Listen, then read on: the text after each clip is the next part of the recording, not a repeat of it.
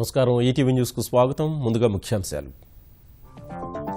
సమష్టి పోరాటంతోనే పర్యావరణ పరిరక్షణ సాధ్యమన్న కాప్ 21 సదస్సు అన్ని దేశాలకు ఆమోదయోగ్య పరిష్కారానికి దేశ అధినేతల పిలుపు వాతావరణ మార్పులపై అత్యవసర పోరుకు ప్రధాని మోదీ పిలుపు సాంకేతిక పరిజ్ఞానం సహజ వనరులు పరస్పరం పంచుకోవాలని స్పష్టీకరణ అసహనంపై లోక్సభలో మొదలైన చర్చ దుమారం రేపిన సిపిఎం సభ్యుడు సలీం వ్యాఖ్యలు ఇరుపక్షాల నినాదాలతో పలుమార్లు సభ వాయిదా సలీం వ్యాఖ్యలు తీవ్రంగా బాధించాయన్న రాజ్నాథ్ క్షమాపణలు చెప్పాలని కమలదళం పట్టు పరిగణనలోకి తీసుకోవడం లేదని స్పష్టం చేసిన స్పీకర్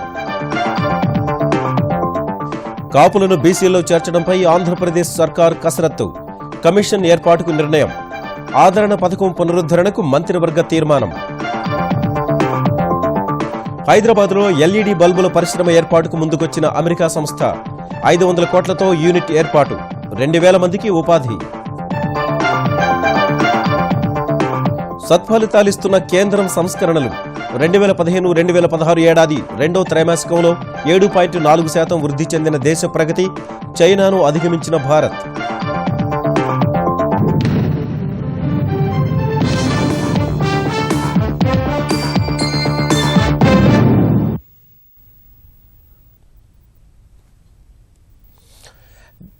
దేశంలో 800 ఏళ్ల తర్వాత హిందూ రాజ్యం వచ్చిందని హోంమంత్రి రాజ్నాథ్ సింగ్ అన్నారంటూ సిపిఎం సభ్యుడు మహమ్మద్ సలీం చేసిన వ్యాఖ్యలు లోక్సభలో తీవ్ర దుమారం రేపాయి దేశంలో అసహనం అంశంపై మాట్లాడుతూ ఆయన చేసిన వ్యాఖ్యలు తనను తీవ్రంగా బాధించాయన్న రాజ్నాథ్ వాటిని ఉపసంహరించుకుని క్షమాపణలు చెప్పాలని డిమాండ్ చేశారు ఇందుకు సలీం నిరాకరించగా సభ పలుమార్లు వాయిదాకు దారితీసింది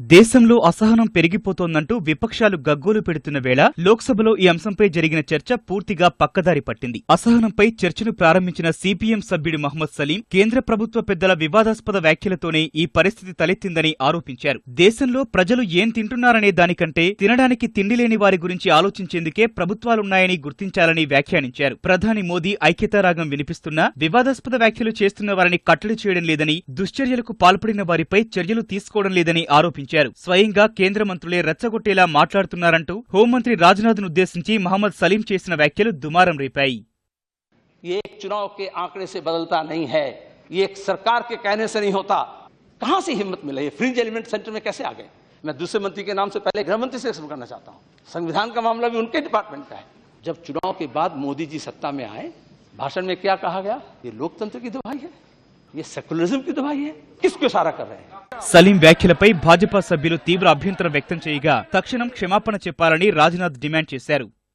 अध्यक्ष महोदय मोहम्मद सलीम जी ने जो कुछ कहा है उससे मैं आहत हूं और मैं समझता हूं इस प्रकार का स्टेटमेंट यदि कोई गृह मंत्री देता है तो उस गृह मंत्री को अपने पद पर बने रहने का कोई नैतिक अधिकार नहीं और मैं उनसे कहना चाहूंगा मैंने कहां बोला है इसे वह पूरे सदन को बताएं अथवा उन्हें क्षमा याचना करनी होगी सदन के सामने ఓ పత్రికలో వచ్చిన కథనాన్ని మాత్రమే తాను ప్రస్తావించానన్న సలీం క్షమాపణ చెప్పేందుకు నిరాకరించారు मैं कहा इस मैगजीन से मैं आपने कोट कर खुद रहा तो नहीं सुना है ना हूं। कर लो मैं खड़ा हूं क्या करोगे कर लो क्या करोगे फांसी में चढ़ाओगे सूली में चढ़ाओगे This is not a way. ఈ దశలో సభను కొద్దిసేపు వాయిదా వేసిన సభాపతి హోంమంత్రిపై ఆరోపణలకు సంబంధించి ముందుగా నోటీసు ఇవ్వనందున సలీం వ్యాఖ్యలను పరిగణలోకి తీసుకోవడం లేదని సభ తిరిగి సమావేశమైన తర్వాత స్పష్టం చేశారు తర్వాత అసహనంపై చర్చ కొనసాగింది అనంతరం కొనసాగిన చర్చలో ప్రభుత్వంపై విమర్శల దాడిని తీవ్రతరం చేసిన విపక్షాలు అసహనంపై మాట్లాడిన మేధావుల గొంతునొక్కే ప్రయత్నం చేస్తోందని ధ్వజమెత్తాయి హిందుత్వ పేరుతో ప్రజలను చంపుతారా అంటూ అధికార పక్షంపై తీవ్రస్థాయిలో మండిపడ్డాయి ఈ ఆరోపణల్ని తిప్పికొట్టిన భాజపా దేశంలోని మెజారిటీ వర్గాలను విభజించి మైనార్టీల పేరుతో రాజకీయ పబ్బం గడుపుకుంటోందని కాంగ్రెస్పై ఎదురుదాడి చేసింది అసహనం అంశంపై చర్చను కొనసాగించిన సిపిఎం సభ్యుడు మొహమ్మద్ సలీం దేశంలో నిరంతరం కులాలు మతాలు వర్గాల పేరుతో సమాజాన్ని విడగొట్టే ప్రయత్నం జరుగుతూనే ఉందని ఆరోపించారు ఇష్టం లేని వాళ్లు దేశం వదిలిపెట్టిపోవాలంటూ అధికారపక్షం చేస్తున్న వ్యాఖ్యలు ఏ తరహా ప్రజాస్వామ్యానికి నిదర్శనమని మండిపడ్డారు और आप कहते ये खाओगे तो पाकिस्तान चले जाओ वो बोलते तो पाकिस्तान चले जाओ नारायण मूर्ति को कहां भेजोगे रघुराम राजन कहां भेजोगे तो जो भी इस विश्व में धर्म को कवच बना करके अन्याय करने की कोशिश करेगा वो अन्याय उसको भी खाक कर देता है దేశంలో దాద్రి ఘటన సహా పలువురి హత్యోదంతాలు, ఢిల్లీలోని కేరళ హౌస్లో గొడ్డు మాంసం వినియోగంపై పోలీసు సోదాలను గుర్తు చేసిన కాంగ్రెస్ సభ్యుడు వేణుగోపాల్ వీటన్నింటికీ అధికారపక్ష మండదండలే కారణమని ఆరోపించారు. Swami Vivekananda went there and made a very, very famous speech. I am proud to belong to a religion, that Hindu religion, which was taught the world both tolerance and universal acceptance. Are you following Hinduism by killing the people? Yes. Are you going to Hinduism by threatening the people? You are doing politics on communalism. ఇరువురి ఆరోపణలను కొట్టిపారేసిన భాజపా సభ్యురాలు మీనాక్షి లేఖి భాజపా ప్రభుత్వాలు అధికారంలో ఉన్న రాష్ట్రాల్లో జరిగిన ఘటనలకు కేంద్రం ఎలా బాధ్యత వహిస్తుందని ప్రశ్నించారు. గోవధ నిరోధక చట్టం ఇప్పటికీ అనేక రాష్ట్రాల్లో అమల్లో ఉందన్న ఆమె అందులో కాంగ్రెస్ పాలిత రాష్ట్రాలే ఎక్కువగా ఉన్నాయని గుర్తు చేశారు. Our government has maintained Sabka Saath, Sabka Vikas. These people have run the government in the British style, divide and rule. Divide the majority community into castes and polarize the minority communities in the name of religion. And that is exactly what they are working on. They forgot how many states in this country allow cow slaughter and how many states do not allow cow slaughter. And this country and this constitution has given the right to amend even that law. అసహనం పేరుతో పురస్కారాలను తిరిగిచ్చిన వారిలో ఎక్కువ మంది రాజకీయ కారణాలతోనే ప్రధాని మోదీ ప్రతిష్టను దెబ్బతీసేందుకు యత్నించారని మీనాక్షి లేఖి విమర్శించారు. అసహనంపై పార్లమెంటులో చర్చ జరుగుతున్న వేళ దేశంలో అసహనం పెరిగిపోతోందంటూ యువజన కాంగ్రెస్ కార్యకర్తలు చేపట్టిన పార్లమెంటు ముట్టడి తీవ్ర ఉద్రిక్త పరిస్థితికి దారితీసింది. పెద్ద సంఖ్యలో యువజన కాంగ్రెస్ కార్యకర్తలు ర్యాలీగా పార్లమెంటు భవనం వైపు తరలిరాగా వారిని అడ్డుకునేందుకు పోలీసులు జలఫిరంగులు ఉపయోగించారు. ఒక దశలో బ్యారికేడ్లను తొలగించుకుని పార్లమెంటు వైపు దూసుకొచ్చే ప్రయత్నం చేసిన కాంగ్రెస్ కార్యకర్తలను జలఫిరంగుల సాయంతో అడ్డుకుని అక్కడి నుంచి తరలించారు.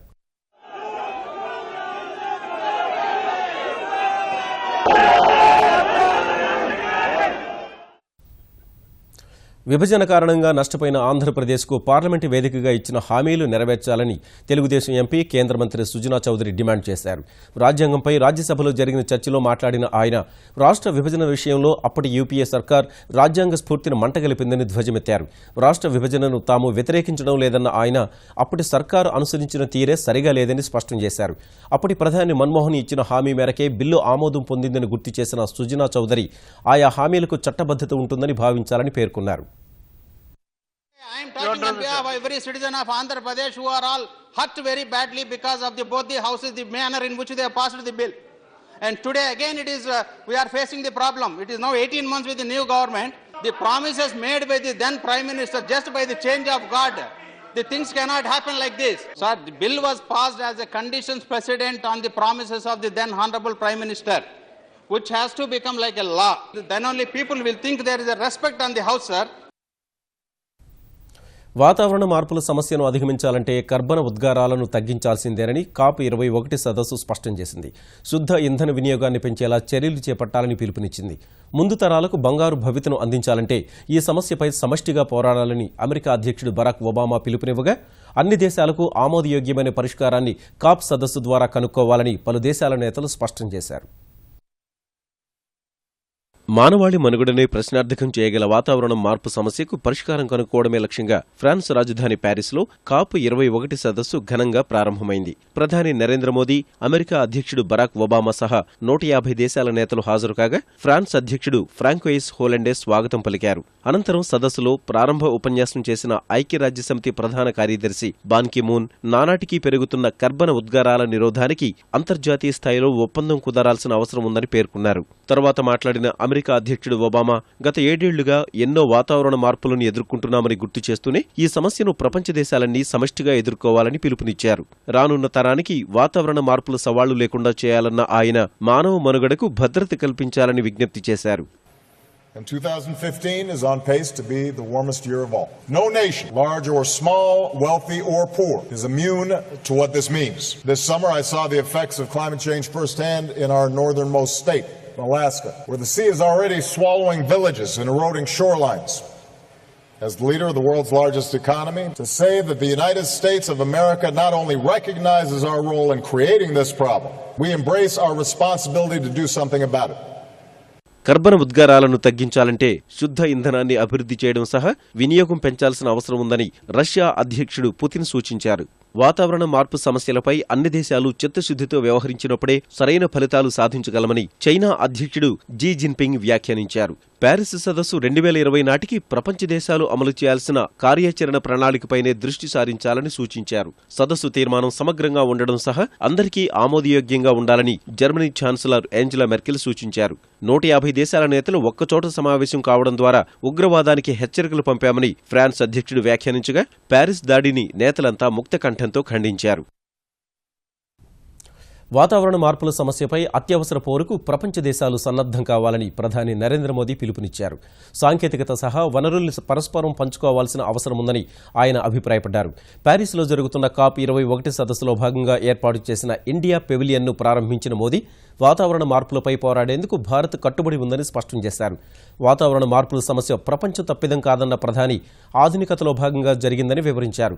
అయితే వాతావరణ మార్పుల సమస్య ఇప్పుడు ప్రపంచం ముందున్న అతిపెద్ద సవాలని గుర్తు చేసిన ఆయన ఈ విషయంలో అగ్రరాజ్యాలు వర్ధమాన పేద దేశాలకు అవసరమైన సాంకేతిక ఆర్థిక సాయం అందించాలని కోరారు.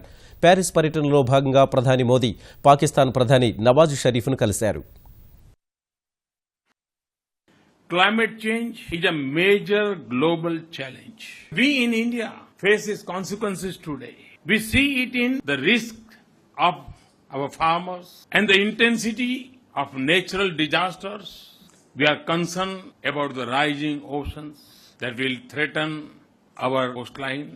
That is why outcome in Paris is so important. We want the world to act with urgency. We want a comprehensive, equitable and durable agreement which must lead us to restore balance between humanity and nature. ఆంధ్రప్రదేశ్లో కాపుల్ని బీసీలలో చేర్చే అంశంపై high court విశ్రాంత న్యాయమూర్తితో commission ఏర్పాటు చేయాలని ఆంధ్రప్రదేశ్ మంత్రివర్గం నిర్ణయించింది. కోస్తా తీరంలో అభివృద్ధి కార్యక్రమాల కోసం మారిటైమ్ బోర్డు ఏర్పాటు చేయాలని నిర్ణయించిన మంత్రివర్గం వరద నష్టం, మౌలిక వసతుల కల్పనకు భూ కేటాయింపుల చట్టంలో మార్పులు, నూతన ఇసుక విధానంపై చర్చించింది. కొత్త నగరాభివృద్ధి సంస్థల ఏర్పాటు ప్రతిపాదనలపై మరో సమావేశంలో నిర్ణయం తీసుకోవాలని తీర్మానించింది. విజయవాడలోని ముఖ్యమంత్రి క్యాంపు కార్యాలయంలో సమావేశమైన ఆంధ్రప్రదేశ్ మంత్రివర్గం దాదాపు 5 గంటలు అనేక అంశాలపై సుదీర్ఘ చర్చ జరిపి పలు కీలక నిర్ణయాలు తీసుకుంది. ముఖ్యమంత్రి చంద్రబాబు ఆధ్వర్యంలో జరిగిన ఈ భేటీలో వెనుకబడిన వర్గాలు, కులవృత్తుల వారి కోసం గతంలో అమలు చేసిన ఆదరణ పథకాన్ని చంద్రన్న ఆదరణ పేరుతో పునరుద్ధరించాలని నిర్ణయించింది. భారీ వర్షాలు, వరదల వల్ల నష్టపోయిన 4 జిల్లాల్లో పరిహారంపై నివేదికలు సత్వరమై కేంద్రానికి పంపాలని నిర్ణయించిన కేబినెట్ కరువు పీడిత ప్రాంతాల్లో ప్రతి 10 హెక్టార్లకు ఓ నీటి కుంట తవ్వించాలని నిర్ణయించింది. ఉపాధి హామీ కింద 2,000 కోట్ల రూపాయల వ్యయంతో అనంతపురంలో 1,00,000, మిగతా జిల్లాల్లో 6 లక్షల కుంటలు తవ్వించాలని నిర్ణయించింది. వర్షాభావ ప్రాంతాల్లో 1,500 రెయిన్ గన్స్ సాయంతో నీటి తడులు ఇవ్వాలన్న నిర్ణయానికి ఆమోదం తెలిపింది. ఆంధ్రప్రదేశ్కు ఉన్న 900 కిలోమీటర్ల మేర తీరాన్ని సద్వినియోగం చేసుకునే దిశలో మారిటైమ్ బోర్డు ఏర్పాటు చేయాలని నిర్ణయించింది. ఈ బోర్డు ఓడరేవుల నిర్వహణ, కొత్త పోర్టుల ఏర్పాటు, వాటి నియంత్రణ, పెట్టుబడులు ఆకర్షించే బాధ్యతలు నిర్వహించనుంది. పారిశ్రామిక, వాణిజ్య సంస్థలకు ఇస్తున్న లీజు కాలాన్ని 33 నుంచి 99 ఏళ్లకు పెంచాలని నిర్ణయించింది. ఇదే సమయంలో కాపులను బీసీలో చేర్చే అంశంపై విస్తృతంగా చర్చించిన మంత్రివర్గం ఈ డిమాండ్పై తగిన నిర్ణయం తీసుకునేందుకు కాపు కమిషన్ ఏర్పాటు చేయాలని నిర్ణయించింది. కాపులను బీసీలో చేర్చినప్పటికీ ఇతర బీసీల రిజర్వేషన్లకు పూర్తి రక్షణ ఉంటుందని భేటీ తర్వాత యనమల చెప్పారు.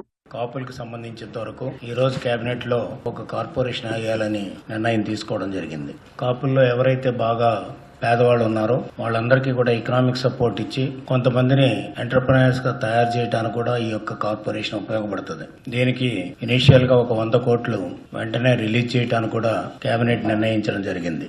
రెండోది వచ్చేటప్పటికి కాపుల్ని బీసీలో చేర్చాలనేటువంటి డిమాండ్, దాన్ని కూడా కేబినెట్ యాక్సెప్ట్ చేయడం, దానికి త్వరలోనే ఒక కమిషన్ ఏర్పాటు చేయడం, 9 months లో రిపోర్ట్ ఇమ్మని కూడా ఆ కమిషన్ టర్మ్స్ ఆఫ్ రిఫరెన్స్ లో కూడా పెట్టడం జరుగుతుంది.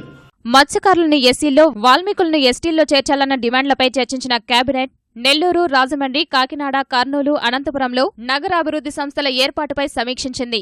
ఈ అంశంపై మరోసారి నిర్ణయం తీసుకోవాలని తీర్మానించింది. జనవరిలో నిర్వహించే జన్మభూమి కార్యక్రమంలో గ్రామ కమిటీల నుంచి శాసనసభ్యుల వరకు ప్రజాప్రతినిధులు పాల్గొనాలని నిర్ణయించింది. హైదరాబాద్లో ఎల్ఈడీ బల్బుల తయారీ యూనిట్ స్థాపించేందుకు అమెరికాకు చెందిన అడ్వాన్స్ ఆప్ట్రానిక్ డివైజెస్ ఇంటర్నేషనల్ సంస్థ ముందుకొచ్చింది. భారత్కు చెందిన సిస్కాతో కలిసి 500 కోట్ల రూపాయల పెట్టుబడితో యూనిట్ ఏర్పాటు చేస్తామని తెలిపింది. బేగంపేటలోని అధికారిక నివాసంలో ముఖ్యమంత్రి కేసీఆర్ను కలిసిన సిస్కా ఏఓడీ సంస్థల ప్రతినిధులు 50 ఎకరాల విస్తీర్ణంలో 2000 మందికి ఉపాధి అవకాశాలు కల్పిస్తామని, అనుబంధ పరిశ్రమలు కూడా ఏర్పాటు చేస్తామని తెలిపారు. మార్చి నుంచే ఉత్పత్తులు ప్రారంభించేందుకు సిద్ధంగా ఉన్నామని, అవసరమైన భూమి, సహకారం అందించాలని కోరారు. ఈ మేరకు సహకరిస్తామన్న కేసీఆర్ తక్కువ విద్యుత్తుతో ఎక్కువ వెలుగునిచ్చే ఎల్ఈడీ బల్బుల వాడకాన్ని పెంచేందుకు ప్రభుత్వం తరఫున కృషి చేస్తామని తెలిపారు. తెలంగాణలో పరిశ్రమల స్థాపన కోసం తెచ్చిన టీఎస్ ఐపాస్ చట్టం సత్ఫలితాలను ఇస్తోందన్న కేసీఆర్, నగరంలో త్వరలో ఫార్మాసిటీ, సినిమా సిటీ రానున్నాయని, పలు ఐటీ కంపెనీలు కూడా తమ ప్రధాన కార్యాలయాలను ఇక్కడే ఏర్పాటు చేస్తాయని చెప్పారు. తెలంగాణ ప్రభుత్వం తెచ్చిన నూతన పారిశ్రామిక విధానం వల్ల పెద్ద ఎత్తున పెట్టుబడులు వచ్చే అవకాశం ఉందని నీతి ఆయోగ్ సభ్యుడు వీకే సారస్వత్ అన్నారు. హైదరాబాద్ హైటెక్స్లో రక్షణ, వైమానిక సరఫరాకు సంబంధించిన సదస్సును తెలంగాణ పరిశ్రమల శాఖ మంత్రి జూపల్లి కృష్ణారావు, ప్రభుత్వ ప్రధాన కార్యదర్శి రాజీవ్ శర్మతో కలిసి ప్రారంభించిన ఆయన, ప్రపంచ దేశాలతో భారతదేశం పోటీ పడాలంటే రాబోయే 10 ఏళ్లలో రక్షణ, వైమానిక రంగంలో భారీగా పెట్టుబడులు పెట్టాలన్నారు.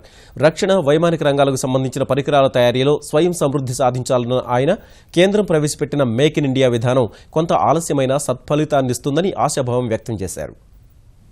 The Telangana state has done a great job in announcing a policy on the ease of doing business, where the clearances are given for projects for about 100 crore project they are able to do it in 30 days, and lower cost project they are able to do it in 15 days.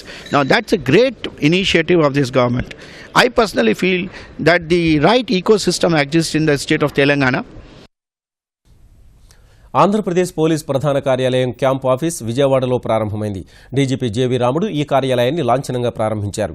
ముఖ్యమంత్రి కార్యాలయానికి అత్యంత సమీపంలోని ఓ పాత భవంతికి మరమ్మతులు నిర్వహించిన police విభాగం DGP camp కార్యాలయాన్ని రూపొందించింది. ప్రస్తుతం ముఖ్యమంత్రి చంద్రబాబు విజయవాడ నుంచే పాలన కొనసాగిస్తున్నందున పోలీస్ ప్రధాన కార్యాలయాన్ని కూడా ఇక్కడే ఏర్పాటు చేయాలన్న భావనతో డీజీపీ క్యాంపు కార్యాలయాన్ని ఏర్పాటు చేశారు. ఆంధ్రప్రదేశ్లోని 13 జిల్లాల ఎస్పీలు, విజయవాడ, విశాఖ పోలీస్ కమిషనరేట్లను డీజీపీ క్యాంపు కార్యాలయానికి అనుసంధానించారు. ఈ కార్యాలయానికి సమీపంలోనే డీజీపీ వసతి నివాసాన్ని ఏర్పాటు చేశారు. తిరుపతిలో అత్యాధునిక మాతా శిశు పరిశోధన ఆసుపత్రిని నిర్మించనున్నట్లు ఆంధ్రప్రదేశ్ వైద్య ఆరోగ్య శాఖ మంత్రి కామినేని శ్రీనివాస్ ప్రకటించారు. శిశు మరణాల రేటును తగ్గించేందుకు ఆంధ్రప్రదేశ్ ప్రభుత్వం అన్ని ప్రయత్నాలు చేస్తోందని, విజయవాడలో శిశు జననాలు కార్యాచరణపై యూనిసెఫ్, భారత ప్రభుత్వం ఏర్పాటు చేసిన సమావేశంలో కామినేని వివరించారు. ప్రభుత్వ ఆసుపత్రుల్లో అత్యాధునిక సౌకర్యాలను సమకూరుస్తున్నట్లు తెలిపారు. కమ్యూనిటీ హెల్త్ సెంటర్లు, ఇతర ఆసుపత్రుల్లో గైనిక్ వార్డులను శుభ్రంగా ఉంచేందుకు శ్రద్ధ తీసుకుంటున్నామన్నారు. పిల్లల మరణాలు ఏ రకంగా తగ్గించాలి, దానికి మెయిన్గా పుట్టగానే వచ్చే ఎస్ఫిక్సియా వలన, అలాగే సెప్సిస్ వలన, అంటే ఇన్ఫెక్షన్ వలన ఎక్కువ మంది చనిపోతున్నారు. దానికి ఏ రకంగా చేయాలనే దాని మీద ఆల్రెడీ ప్రభుత్వం చాలా ఇనిషియేషన్స్ తీసుకుంది. అందరికీ యాంటీనేటల్ చెకప్స్ చేస్తాం, ప్రీమెచ్యూర్ డెలివరీ టైప్ లేకుండా జరుగుతాం, ట్యాబ్స్ ఇస్తాం. అలాగే తిరుపతిలో మెటర్నిటీ హాస్పిటల్లో ఒక పెరినేటల్ ఇన్స్టిట్యూట్ ఆఫ్ ఎక్సలెన్స్ చేద్దాం అనుకున్నా. త్వరలోనే దానికి కావాల్సిన అరేంజ్మెంట్స్ అన్ని చేసి తప్పకుండా చేస్తాం. చిత్తూరు మేయర్ కఠారి అనురాధ దంపతుల హత్య కేసులో ప్రధాన నిందితుడు చంద్రశేఖర్ అలియాస్ చింటూ చిత్తూరు జిల్లా న్యాయస్థానంలో లొంగిపోయాడు. మేయర్ దంపతుల హత్య జరిగినప్పటి నుంచి పరారీలో ఉన్న చింటూ ఈ ఉదయం పోలీసుల కళ్లుగప్పి న్యాయస్థానానికి చేరుకుని 4వ అదనపు న్యాయమూర్తి ముందు లొంగిపోయాడు. 2 రోజుల క్రితమే లొంగిపోనున్నట్లు బహిరంగ లేఖ రాసిన చింటూ మేయర్ హత్య కేసులో నిందితులు చింటూ అనుచరులైన ప్రకాష్, వెంకటాచలపతి, మంజునాథ, హరిదాస్, మురుగా, పరంధామలను పోలీసులు మీడియా ముందు ప్రవేశపెట్టే సమయంలోనే న్యాయమూర్తి ముందు లొంగిపోయాడు. చింటూ న్యాయస్థానానికి వచ్చినట్టు తెలియగానే పెద్ద సంఖ్యలో పోలీసులు అక్కడకు చేరుకున్నారు. వెంటనే అతన్ని కస్టడీకి ఇవ్వాలని న్యాయమూర్తికి విజ్ఞప్తి చేయగా అందుకు అంగీకరించిన ఆయన చింటూను వారం రోజుల కస్టడీకి అనుమతించారు. ఆస్తి తగాదాలు, ఆధిపత్య పోరు వల్లే చింటూ మేయర్ దంపతుల్ని హత్య చేసినట్లు తమ దర్యాప్తులో గుర్తించిన పోలీసులు 2007లో మాజీ ఎమ్మెల్యే సీకే బాబుపై హత్యాయత్నం కేసులో ఆరోపణలు ఎదుర్కొంటున్నట్టు తెలిపారు. అధికారుల అవినీతి, రైతుల ఆత్మహత్యకు కారణమవుతున్న ఘటనలపై హైకోర్టు తీవ్ర ఆగ్రహం వ్యక్తం చేసింది. అన్నం పెట్టే అన్నదాతల్ని లంచం ఎలా అడుగుతారని ఘాటు వ్యాఖ్యలు చేసింది. మహబూబ్నగర్ జిల్లాలో పట్టా పాస్ పుస్తకాలు, ట్రాన్స్ఫార్మర్ల మంజూరు కోసం అధికారులు ₹1,000 లంచాలు స్వీకరించారని పత్రికల్లో వచ్చిన కథనాలపై సుమోటో విచారణ చేపట్టిన కోర్టు పట్టా పాస్ బుక్ కోసం 2,000, ట్రాన్స్ఫార్మర్ కోసం 4,000 తీసుకోవడం దిగ్భ్రాంతి కలిగిస్తోందని హైకోర్టు ప్రధాన న్యాయమూర్తి జస్టిస్ దిలీప్ బి భోస్లే నేతృత్వంలోని ధర్మాసనం వ్యాఖ్యానించింది. రైతు ఆత్మహత్యల నివారణకు అన్ని చర్యలు తీసుకుంటున్నామని ఓవైపు చెబుతూనే ఇలాంటి అవినీతికి ఆస్కారం ఇవ్వడం ఏమిటని తెలంగాణ ప్రభుత్వాన్ని నిలదీసింది. ఇది రైతుల్ని వేధించడమేనన్న ధర్మాసనం ఇలాంటి అవినీతి వల్లే రైతులు ఆత్మహత్యలకు పాల్పడుతున్నారని ఆగ్రహం వ్యక్తం చేసింది. రైతులు వ్యక్తిగతంగా కార్యాలయానికి వెళ్లకుండా ఆన్లైన్ ద్వారా పహాణీలు, పాస్ పుస్తకాలు, ట్రాన్స్ఫార్మర్లు పొందే అవకాశాలు పరిశీలించాలని ప్రభుత్వాన్ని ఆదేశించింది. ఈ విషయంలో సహకరించేందుకు సీనియర్ న్యాయవాది సత్యం రెడ్డిని అమికస్ క్యూరీగా నియమించింది. రైతుల ఆత్మహత్యలపై దాఖలైన వ్యాజ్యాలపై విచారణ కోసం రేపు హాజరు కావాలని ఆంధ్రప్రదేశ్ వ్యవసాయ శాఖ ముఖ్య కార్యదర్శిని హైకోర్టు ఆదేశించింది. తెలుగు రాష్ట్రాల్లో రైతుల ఆత్మహత్యలపై దాఖలైన వ్యాజ్యాలు ఇవాళ విచారణకు రాగా తెలంగాణ సర్కారు తరఫు న్యాయవాదులు సిద్ధంగా ఉన్నప్పటికీ ఆంధ్రప్రదేశ్ తరఫు న్యాయవాదులు హాజరు కాకపోవడంపై కోర్టు అసంతృప్తి వ్యక్తం చేసింది. ఈ వైఖరిపై ఆగ్రహించిన కోర్టు మధ్యాహ్నం 2:15 వ్యక్తిగతంగా హాజరు కావాలని ఆంధ్రప్రదేశ్ వ్యవసాయ శాఖ ముఖ్య కార్యదర్శిని ఆదేశించింది. కానీ ముఖ్య కార్యదర్శి విజయవాడ వెళ్లారని, రైతు ఆత్మహత్యల ఇప్పటికే కౌంటర్ దాఖలు చేశామని ఆంధ్రప్రదేశ్ తరఫు న్యాయవాది చెప్పగా విచారణ రేపటికి వాయిదా వేసింది. తీవ్రమైన అంశమైనందున వ్యవసాయ శాఖ ముఖ్య కార్యదర్శి రేపు విచారణకు రావాల్సిందేనని స్పష్టం చేసింది. మహబూబ్నగర్ జిల్లాలో ఇసుక అక్రమ తవ్వకాలు, అక్రమ రవాణాకు సంబంధించి ప్రజల నుంచి వాట్సాప్ ద్వారా ఫిర్యాదులు స్వీకరిస్తున్నట్లు తెలంగాణ సర్కార్ హైకోర్టుకు నివేదించింది. గతంలో ఇచ్చిన ఆదేశాల మేరకు పోలీసు అధికారుల వాట్సాప్ నెంబర్లపై విస్తృత ప్రచారం చేశామని తెలిపింది. ఈ నెల 2 నుంచి వాట్సాప్ ద్వారా అందిన ఫిర్యాదుల ఆధారంగా 74 కేసులు నమోదు చేశామని, 99 మందిని అరెస్టు చేసినట్లు తెలిపింది. ప్రభుత్వ వివరణపై సంతృప్తి చెందిన కోర్టు ఇదే తరహా చర్యలు చేపట్టాలని ఆదేశించింది. అగ్రిగోల్డ్ భూముల అమ్మకం చేపట్టలేమని C1 సంస్థ హైకోర్టుకు తెలిపింది. లేఅవుట్లు, స్థలాల వేలం ప్రక్రియ చేపట్టేందుకు గతంలో అంగీకరించిన C1 సంస్థ ఈ ప్రక్రియను అమలు చేసేందుకు అమ్మకం ద్వారా వచ్చిన సొమ్ములో 0.5% ఇవ్వాలని కోరింది. హైకోర్టు నియమించిన కమిటీ 0.2% మాత్రమే ఇవ్వాలని నిర్ణయించగా అభ్యంతరం వ్యక్తం చేసిన C1 సంస్థ అమ్మకం ప్రక్రియను చేపట్టలేమని తెలిపింది. మరోవైపు తాము భూముల అమ్మకం చేపడతామని కోల్కతాకు చెందిన కేంద్ర ప్రభుత్వ రంగ సంస్థ MSCC ముందుకొచ్చింది. ఇదే సమయంలో ఒక్క సంస్థకే పూర్తి బాధ్యత అప్పగించకుండా 3 కంపెనీలకు ఇవ్వాలని తెలంగాణ ప్రభుత్వం సూచించింది. ఈ సూచనల్ని కమిటీ దృష్టికి తీసుకువెళ్లాలని తెలిపిన కోర్టు తదుపరి విచారణ వచ్చే నెల 7కు వాయిదా వేసింది. కాంగ్రెస్ అధినేత్రి సోనియా గాంధీ వైద్య పరీక్షల కోసం మరోసారి అమెరికా వెళ్లారు. కొన్నాళ్ల క్రితం అమెరికాలో కొంతకాలం ఉండి చికిత్స తీసుకున్న ఆమె ఇప్పుడు సాధారణ వైద్య పరీక్షల కోసమే వెళ్లారని కాంగ్రెస్ అధికార ప్రతినిధి రణదీప్ సూర్జేవాలా తెలిపారు. ఓ వారం రోజుల్లో సోనియా గాంధీ తిరిగి వస్తారని తెలిపిన ఆయన వాస్తవానికి 4 నెలల క్రితమే ఆమె వెళ్లాల్సి ఉందన్నారు. బీహార్ ఎన్నికలను దృష్టిలో పెట్టుకుని తన పర్యటన వాయిదా వేసుకున్నారని సూర్జేవాలా వివరించారు. ఆమ్ ఆద్మీ పార్టీ శాసనసభ్యురాలు అల్కా లాంబాను ఉద్దేశించి వివాదాస్పద వ్యాఖ్యలు చేశారనే ఆరోపణలపై సస్పెండ్ అయిన ఎమ్మెల్యే ఓపీ శర్మను తిరిగి సభకు రప్పించాలనే డిమాండ్తో భారతీయ జనతా పార్టీ శాసనసభాపక్ష నేత విజేందర్ గుప్తా చేపట్టిన ఆందోళన తీవ్ర ఉద్రిక్తతకు దారితీసింది. పదే ఆందోళనకు దిగిన గుప్తాను సాయంత్రం 4 గంటల వరకు బయటికి వెళ్లాలని సభాపతి సూచించారు. ఈ మేరకు బయటికి వెళ్లడానికి విజేందర్ గుప్తా నిరాకరించగా మార్షల్స్ బయటకు తరలించారు. ఈ సమయంలో గుప్తా బయటికి వెళ్లకుండా తీవ్రంగా ప్రతిఘటించగా సభలో ఉద్రిక్త పరిస్థితి నెలకొంది. చివరకు మార్షల్స్ ఆయనను బయటకు పంపగా భాజపాకు చెందిన మరో ఎమ్మెల్యే జగదీష్ ప్రధాన్ వాకౌట్ చేశారు. వస్తు సేవల పన్ను జీఎస్టీ బిల్లుకు పార్లమెంటు శీతాకాల సమావేశాల్లోనే ఆమోదం పొందాలని భావిస్తున్న కేంద్రానికి మరో పార్టీ నుంచి మద్దతు లభించింది. కేంద్రం చెబుతున్నట్లు దేశ ఆర్థిక వ్యవస్థకు మేలు చేసేదైతే జీఎస్టీ బిల్లుకు తప్పక మద్దతిస్తామని బీఎస్పీ అధ్యక్షురాలు మాయావతి వెల్లడించారు. దేశ ప్రగతి రథాన్ని పట్టాలెక్కించేందుకు భారతీయ జనతా పార్టీ నేతృత్వంలోని ఎన్డీఏ సర్కార్ అమలు చేస్తున్న సంస్కరణలు సత్ఫలితాలిస్తున్నాయి. 2015-2016 ఆర్థిక సంవత్సరం జూలై-సెప్టెంబర్ త్రైమాసికానికి భారత్ ప్రపంచంలోనే అత్యధిక వృద్ధి రేటు నమోదు చేసింది. 2015-2016 ఆర్థిక సంవత్సరం రెండో త్రైమాసికంలో 7.4% వృద్ధి రేటును నమోదు చేసిన భారత్ మొదటిసారి ఓ త్రైమాసికంలో చైనా వృద్ధి రేటును అధిగమించింది. ప్రస్తుత ఆర్థిక సంవత్సరం రెండో త్రైమాసికంలో చైనా 6.3% వృద్ధి నమోదు చేసింది. ఏప్రిల్-జూన్ త్రైమాసికంలో 7% వృద్ధి నమోదు చేసిన భారత స్థూల జాతీయోత్పత్తి తయారీ, మైనింగ్, సేవల రంగాలు భారీగా వృద్ధి చెందిన వేళ చైనాను అధిగమించింది. 2 నెలల క్రితం ప్రకటించిన ద్రవ్య పరపతి సమీక్షలో వడ్డీ రేట్లు తగ్గిస్తూ రిజర్వ్ బ్యాంక్ తీసుకున్న నిర్ణయాలు ఈ వృద్ధికి దోహదం చేశాయని విశ్లేషకులు చెబుతున్నారు.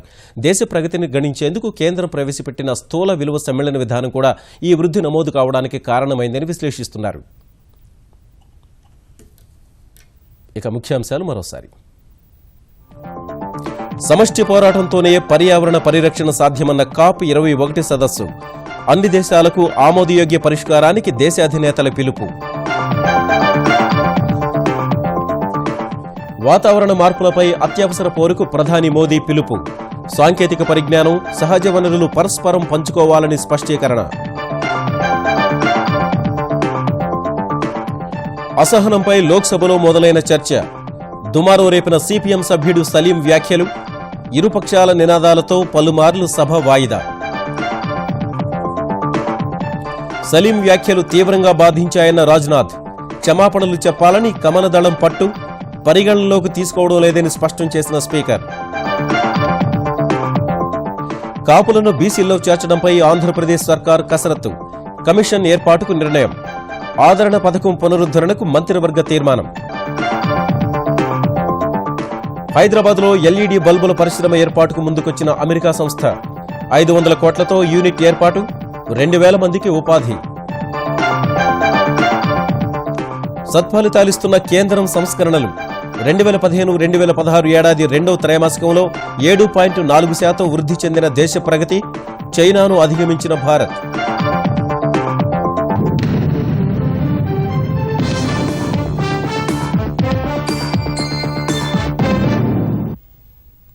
ఈటీవీ న్యూస్ సమాప్తం. నమస్కారం.